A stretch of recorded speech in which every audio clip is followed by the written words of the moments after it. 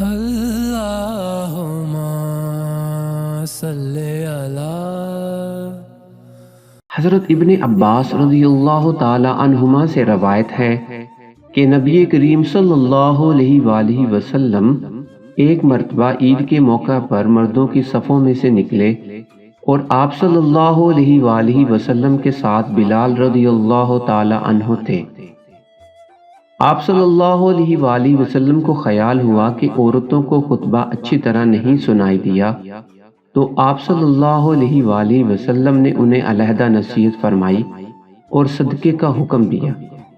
یہ بات سن کر کوئی عورت بالی اور کوئی عورت انگوٹھی ڈالنے لگی، اور بلال رضی اللہ تعالی عنہ اپنے کپڑے کے دامن میں یہ چیزیں لینے لگے۔